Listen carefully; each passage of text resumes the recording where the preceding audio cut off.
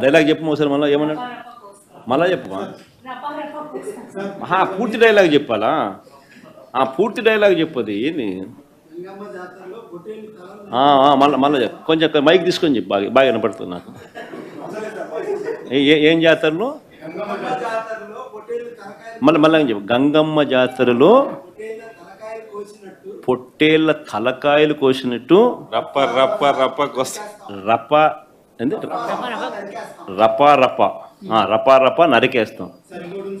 అది ఒక పోస్టరా అదే సినిమా డైలాగ్ అనుకుంటా స్వామి యా cinema dialogue Pushpa 2 sir Pushpa cinema dialogue అది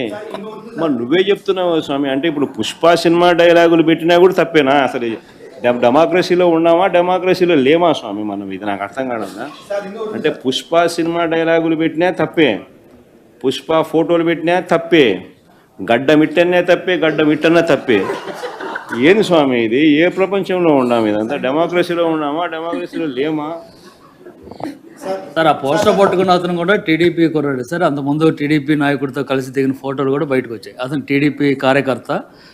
టీడీపీ సంబంధించిన మెంబర్షిప్ కార్డు కూడా ఉంది అతని కానీ అతను మీ పార్టీ సంబంధించిన వ్యక్తిగా ఆ మనిషికి టీడీపీతో ఇంత ముందు గతంలో తిరిగిన ఫోటోలు కూడా ఉన్నాయా మెంబర్షిప్ కూడా ఉంది సార్ మెంబర్షిప్ కూడా ఉంది సార్ ఆ టీడీపీ సభ్యుడు కూడా మెంబర్షిప్ కూడా ఉన్నాడా అంటే దాని అర్థం వీళ్ళే పెట్టించినారా పెదకూరపాడు నియోజకవర్గం సార్ ఓ టీడీపీ సభ్యత్వం కూడా ఉందా మరి మనది బాగా చూడండి అబ్బా అయితే సభ్యత్వం కూడా ఉందంట మళ్ళీ ఏదైతేనేమి లే పాపం మనం అయినా కానీ ఏదో మారినాడు అనుకుందాంలే సంతోషపడదాం సార్ ఇందాక మీరు ఒక జియో ఎక్స్ప్లెయిన్ చేశారు టీడీపీ సింపతైజర్ కూడా చంద్రబాబు నాయుడు మీద కోపంతో మారినాడు అని చెప్పి సంతోషపడదాం మారి టీడీపీని రపా రపా కోసేస్తానని కూడా అంటున్నాడని కూడా సంతోషపడదాం రప్పా రప్పా రఫా రఫా నరికేస్తాం లేదంటే గంగ జాతరలో బలిచ్చేస్తాం ఒక గంగమ్మ జాతర కాదు గంగమ్మ ఎవ్రీవేర్ ఉంటుంది తిరుపతే కాదు ఆ గంగమ్మ జాతరలో పొట్టేళ్ళు నరకడం అలవాటు ఏ ఊరికి ఆ ఊరు ఇది ఇస్తారు బలిస్తారు పశువులు బలిస్తూ ఉంటారు అది ఇప్పుడు మాట్లాడే పరిస్థితి ఊర్లో గ్రామ దేవతలు కూడా ఇచ్చేవాళ్ళు ఒకప్పుడు ఒక ఊర్లో గ్రామ దేవత ఉంటే శక్తిని బట్టి ఒక పొట్టేల్ని బలిచ్చేవాళ్ళు అప్పుడు అది పెద్ద ఫంక్షన్ చేసేవాళ్ళు ఊర్లలో మేము చిన్నప్పుడంతా చూసాం ఇంటికి ఒక ప్రతి ఒక్కడు పెంచేవాడు ఒక దాన్ని ఒక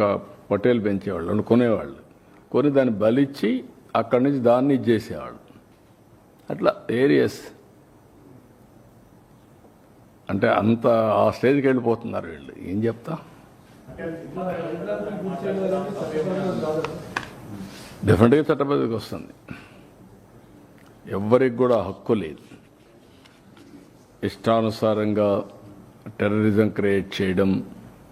లేకుంటే ప్రొవోక్ చేయడం